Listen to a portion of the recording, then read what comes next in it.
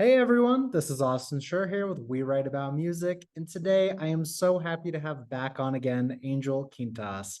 He has just released a fantastic new track. It is called Feel at Home, and I'm very excited to talk to him all about it. Angel, it's been years. How are It you? has been years, yeah. What's been happening? Um, you know, living, working on music. That's pretty much what I've been doing since we last spoke. Nice. Hopefully some other fun things in between, but I understand life can become a bit stressful at times. Oh, you're telling me. Yeah, what's been going on? Let's catch up a sec. Well, I mean, you know, uh August I got into a car wreck, which was Yeah, really fun. super And fun. then like I was telling you before we started, I just am like getting over having COVID. So August through September have not really been great, but I somehow managed to release a single in there. Right. And the single is great, and you have every reason to be so happy about it. Like I said, I truly love it, and I probably listened to it like 5 or 6 times at this point, and it has Thank you. continued to Appreciate it. get better with each listen. So I want to kick things off, and I want to know what got you back into it, what inspired this song, and yeah, I want to hear all about it. So I'll answer the first question. What got me back into it? I since I released my first album, Self Portrait, I've been kind of working on the follow up.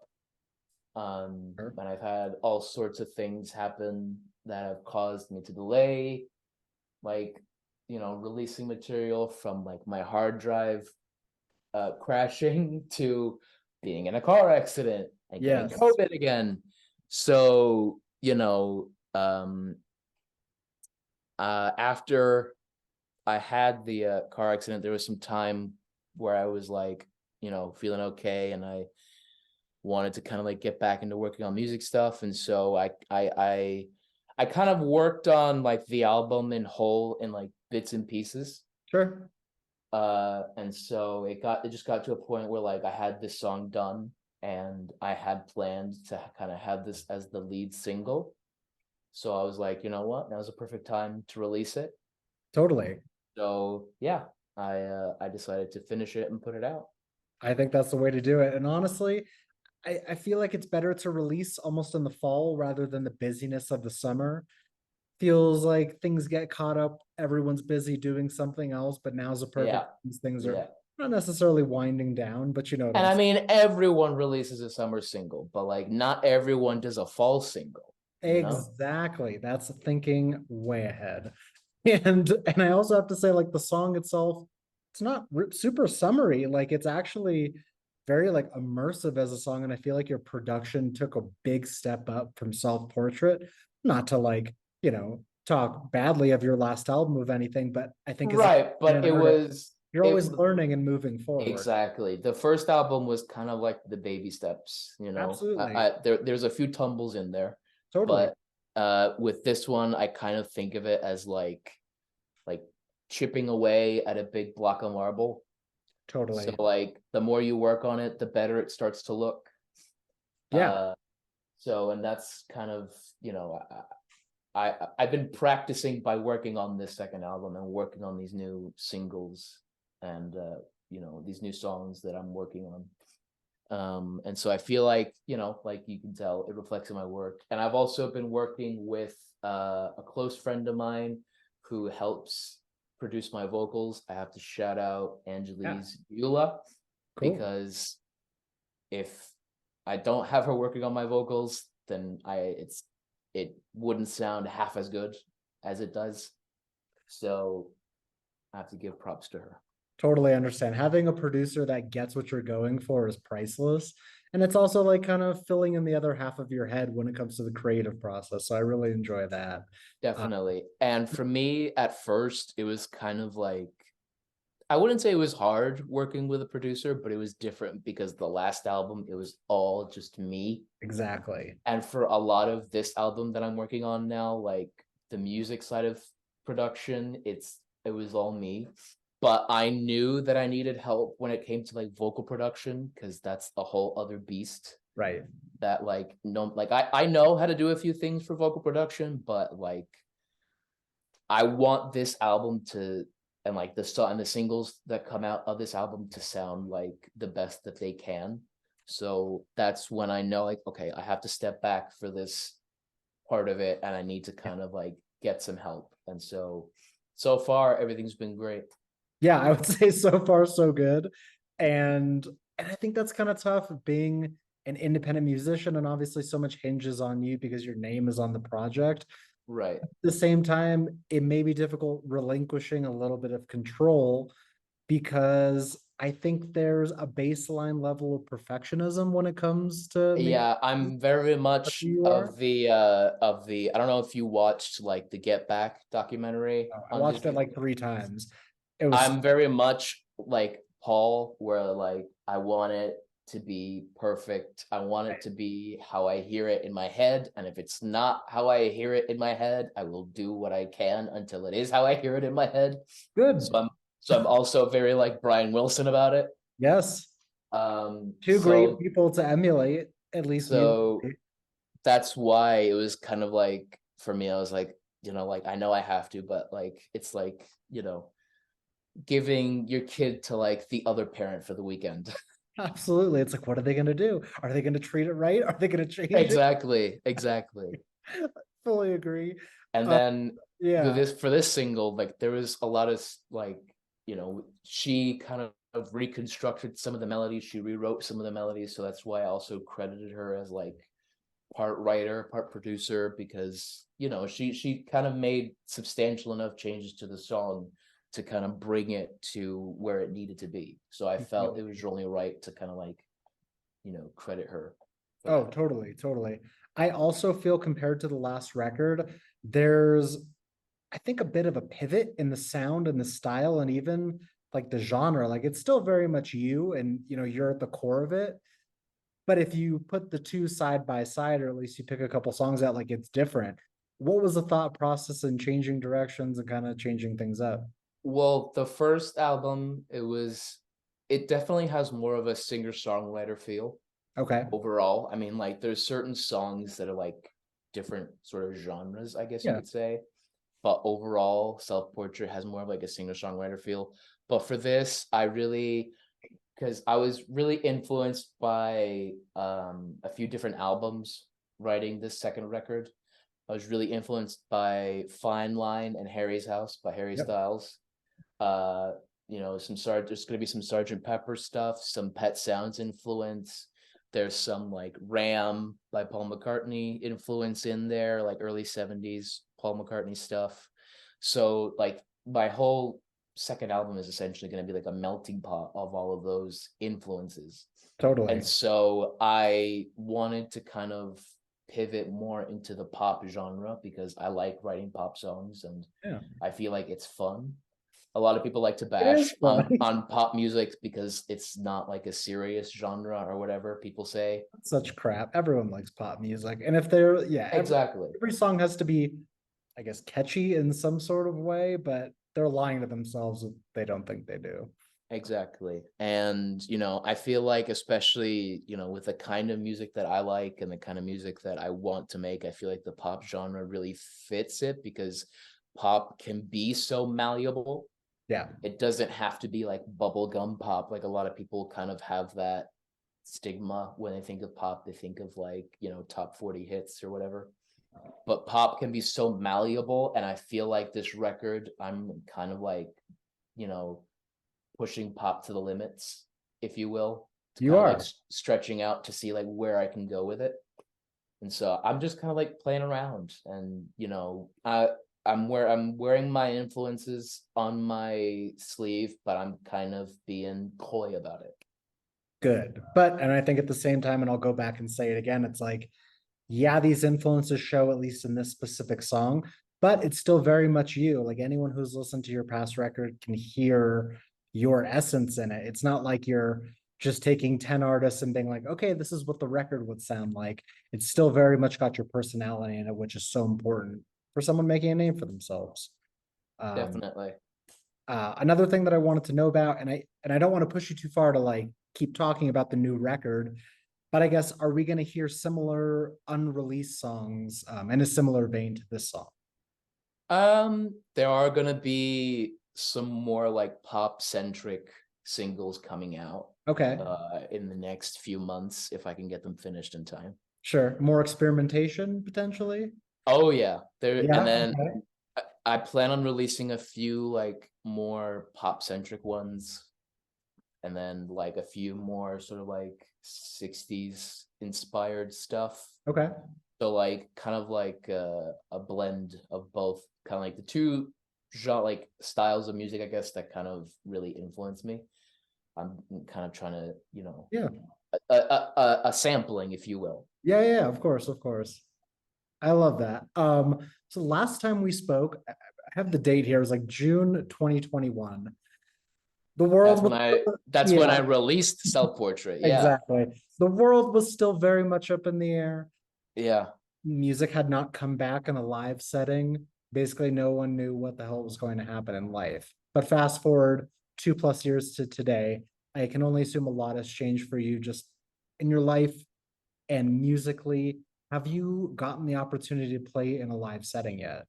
Unfortunately, I haven't, but that Okay, is something that I am working towards. It's cool. just for me, part of that perfectionism, because like when I tell people that I want to do like play live, they're like, "Oh, why don't you just go up on a stage with your guitar and play your songs?" And it's like, well, for a lot of the songs that I want to do live, there is a like production value, Exactly. and I need to have like, a backing band. Kind of like you like Harry Styles when he tours, he has his own backing band. And like Paul Sure. McCartney does the same thing.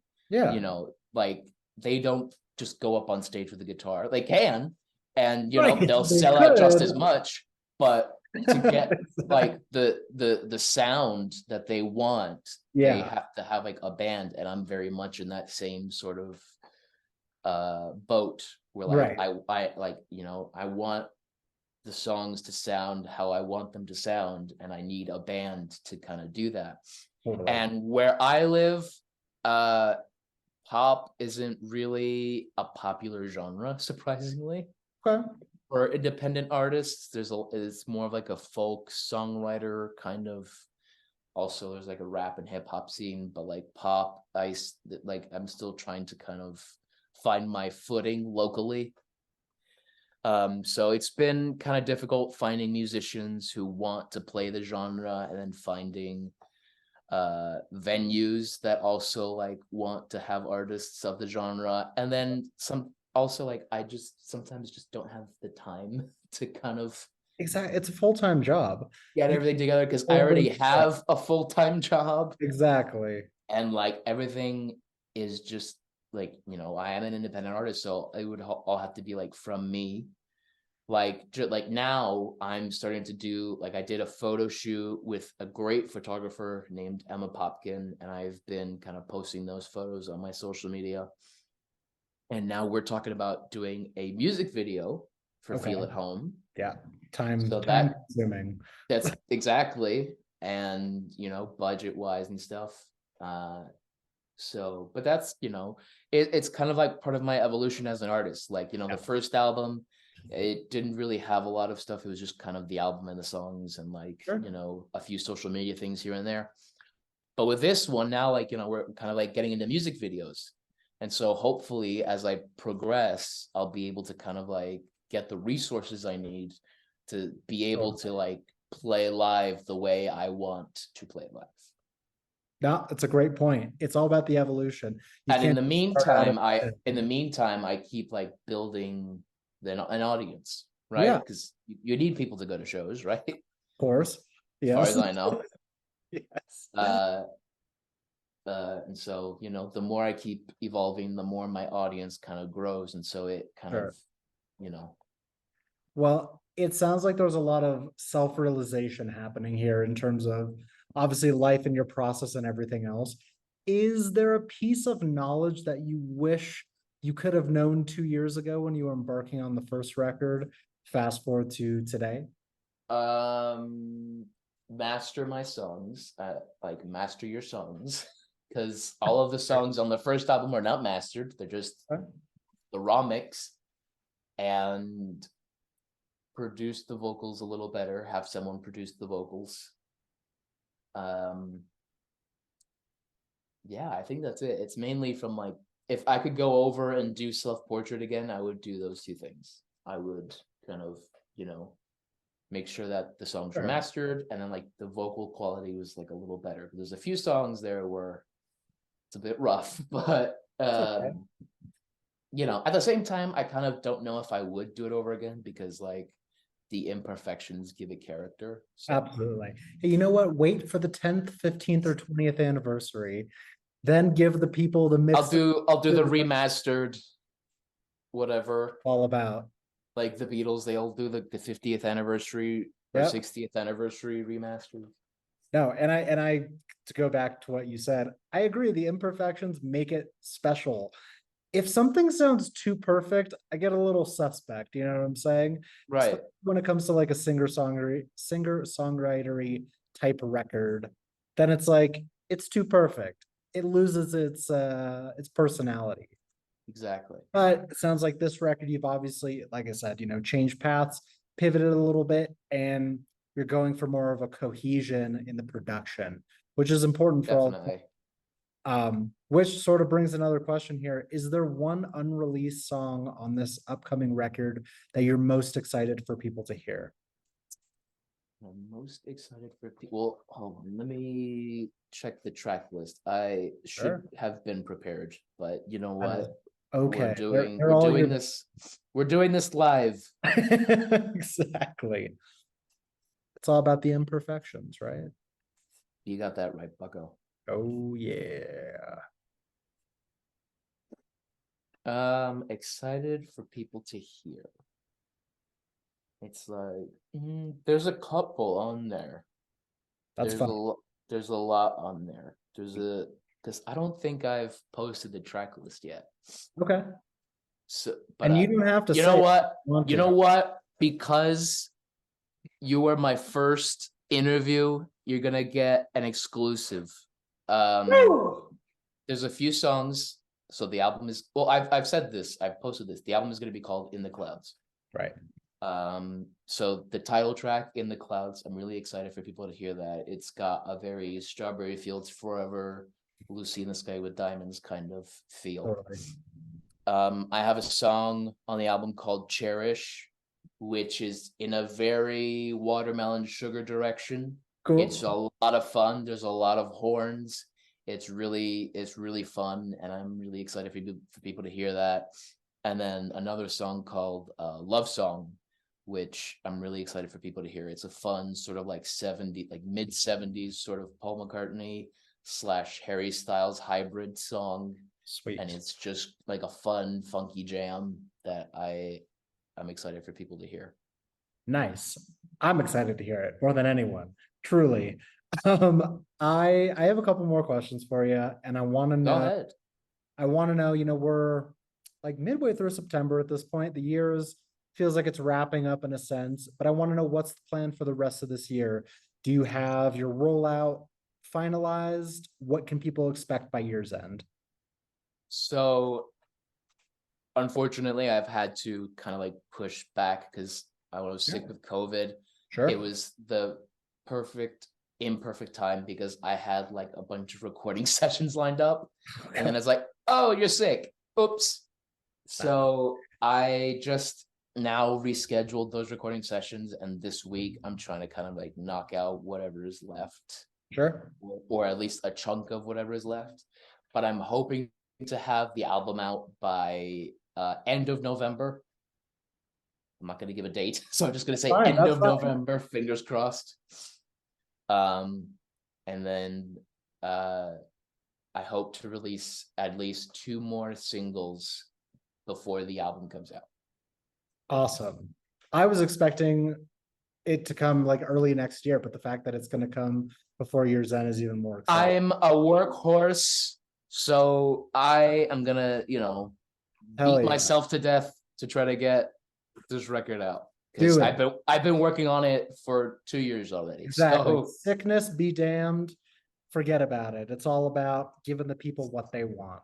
Exactly. And also, hoping to kind of like have more music videos come out with like to accompany the singles that I'm gonna release.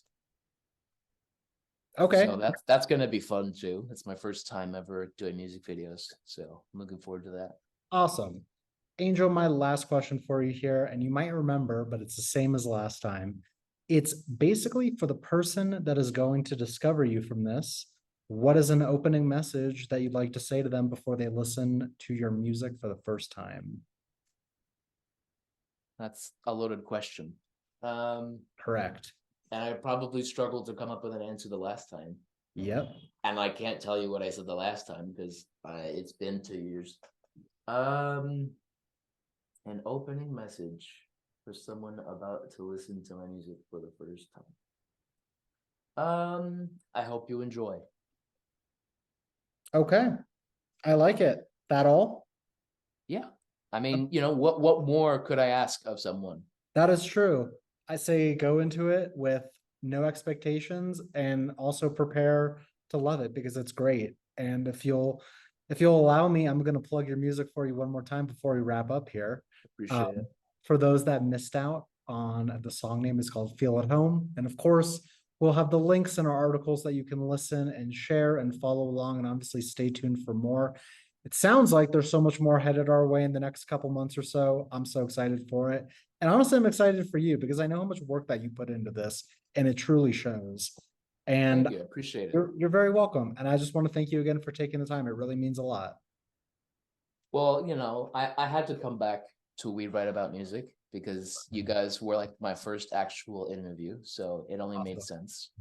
And you'll be seeing more of me with my next couple of releases. I'm looking forward to it. Thank you again. And Angel, I hope you have an amazing rest of your day. You too. All right. Talk to you soon, man. Have a Bye-bye. good one. Bye. See ya.